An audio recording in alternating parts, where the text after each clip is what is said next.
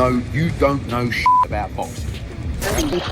When you walk away from this game, you understand everybody has an opinion, you know, and it's a case of you don't have to have bad feeling or an agenda. Eddie Hearn has revealed a stunning twist behind the brewing Anthony Joshua versus Jake Paul showdown, a secret deal, a wave of last-minute hesitation, and a storm of frustration from the boxing world. According to Hearn, both Joshua and Paul signed this fight with full awareness of the spectacle it would generate. But now, the whispers behind the scenes suggest Jake Paul may already be trying to delay, derail, or dodge the bout entirely. The revelation has set off alarm bells among promoters and analysts, sending shockwaves through an already volatile matchup. And he's stubborn and you know, he doesn't understand what the business means to us. So, you know, again, this is not something that we do often, but we're not fucking around. Frank Warren, Eddie Hearn, and Johnny Nelson have all reacted furiously to the suggestion that Jake Paul is wavering. They view this as blatant gamesmanship, an attempt to manipulate timelines, disrupt Joshua's momentum, and perhaps cash out before the situation becomes too dangerous for the YouTube star turned boxer. Nelson, in particular, is stunned.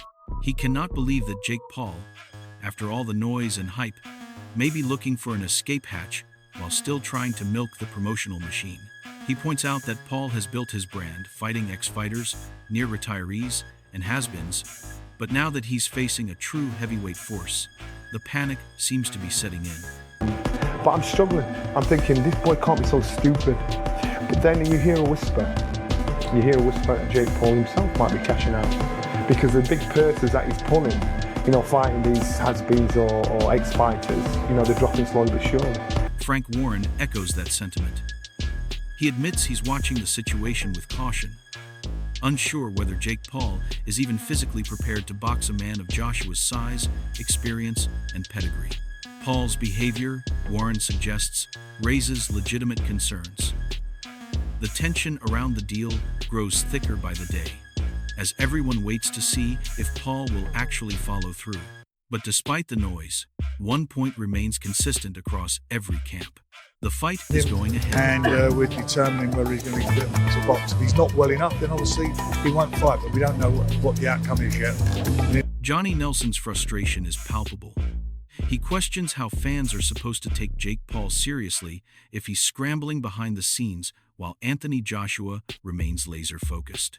This isn't a circus act. It's not some influencer exhibition, he argues. Joshua is a former unified heavyweight champion, a man who has shared the ring with world-class killers.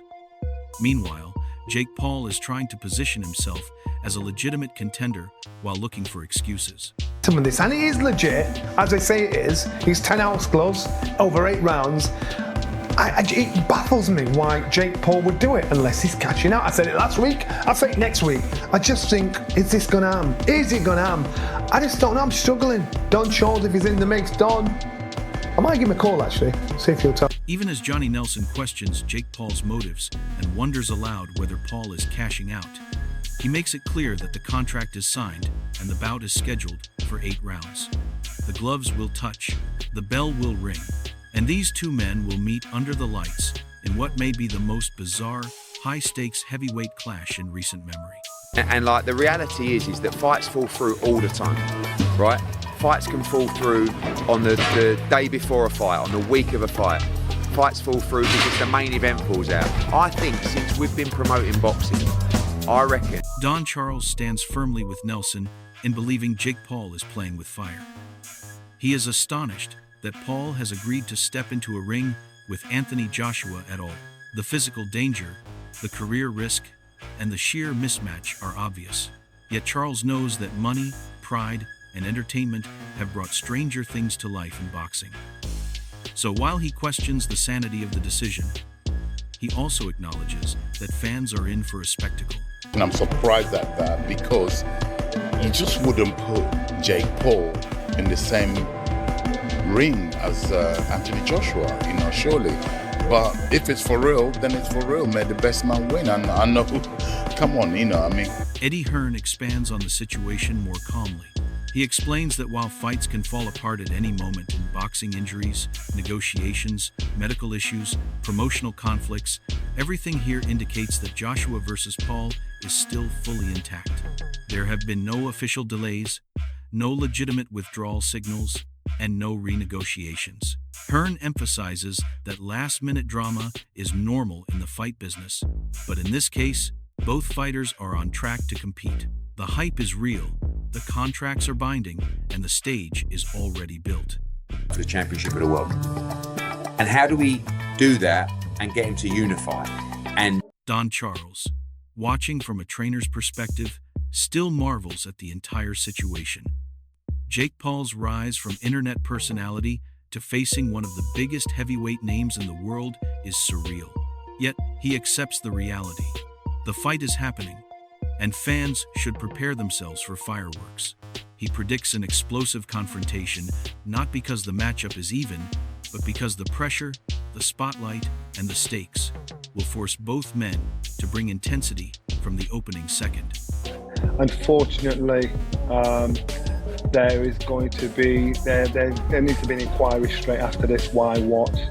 But that's what I'm hearing. The news is as fresh to me as it is you. I'm quite sure when this goes out, it'll be all over the place. Eddie Hearn's focus remains on Anthony Joshua's greater mission.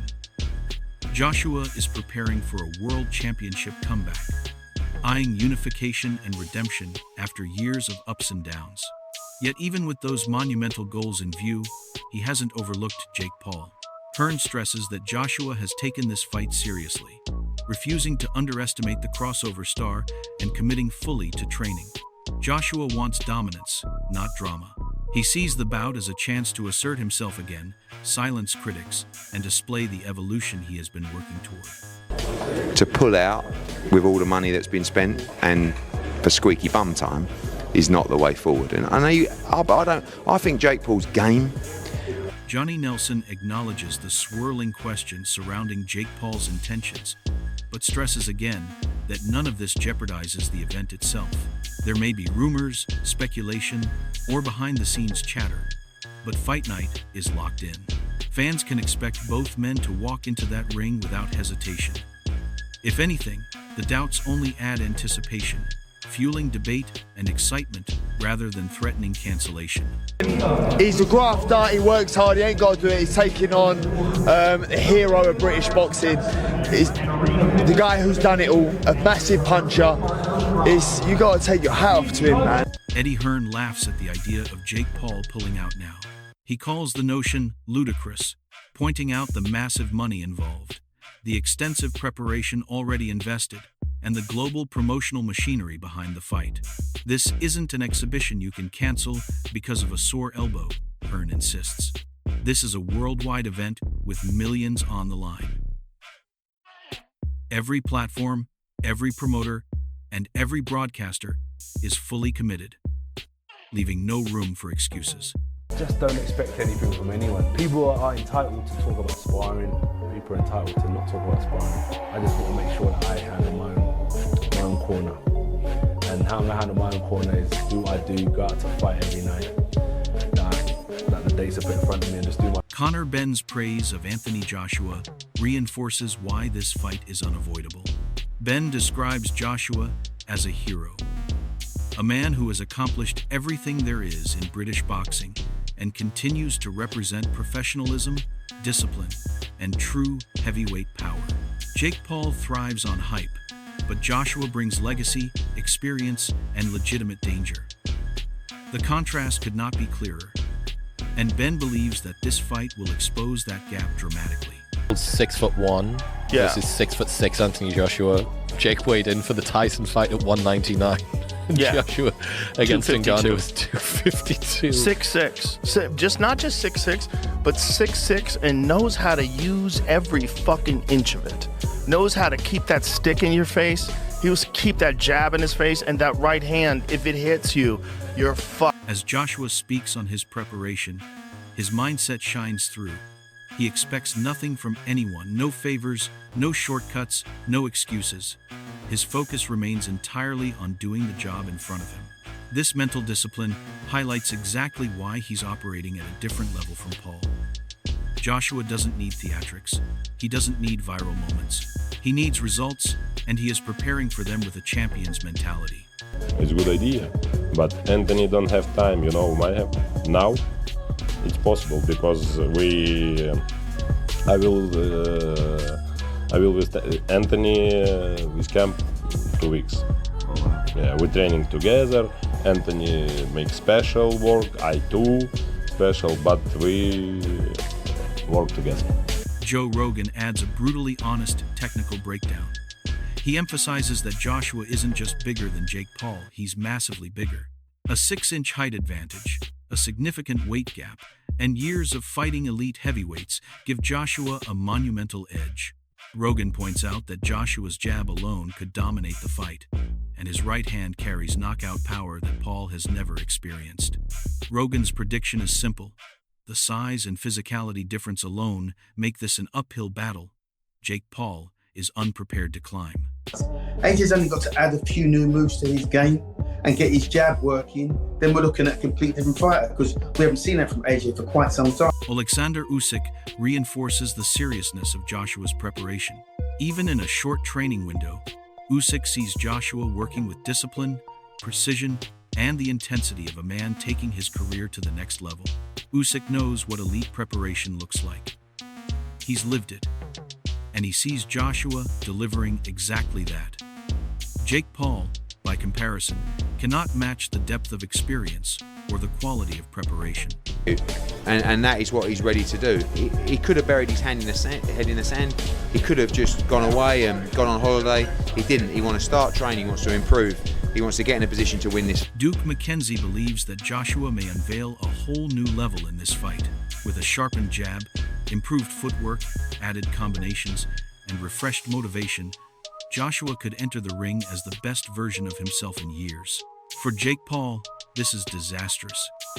McKenzie explains that Paul's hype-driven career offers nothing comparable to the skill set Joshua is perfecting. Does that work? They can't, can it? Anthony Joshua could knock Jake Paul out with his dick. So if it goes any other way... Eddie Hearn notes that Joshua could have easily avoided all of this. He could have taken time off, enjoyed a break, or prepared quietly for a title run. Instead, he stepped forward, accepted the challenge, and trained harder than ever. That contrast with Jake Paul, who is surrounded by rumors of hesitation, makes the storyline even more compelling. I'm not sure really, Jake Paul's a cruiserweight, isn't he? Not even that. He won't be anywhere near as big as partner of mine. John Fury offers the bluntest assessment of all. He says the gap in skill, power, and experience between Joshua and Paul is so vast that even imagining an upset feels absurd. Fury sees Jake Paul as playing with danger he doesn't fully understand, while Joshua enters with the confidence of a proven, powerful heavyweight. Dave Allen adds the final practical point. Jake Paul is, at best, a cruiserweight. Joshua is a true heavyweight. The difference in size, strength, and physical capability will become painfully obvious once the first punch lands. And so, despite the controversy, despite the fears of a pullout, despite the whispers of a secret deal, the fight is officially happening. Anthony Joshua has prepared meticulously. Jake Paul has chased hype. The world is ready to see what happens when those two realities collide. Will Anthony Joshua remind the world why he's a true champion? Or will Jake Paul shock the world and pull off the biggest upset in modern boxing? Drop your thoughts below, because one thing is guaranteed. This fight will be unforgettable.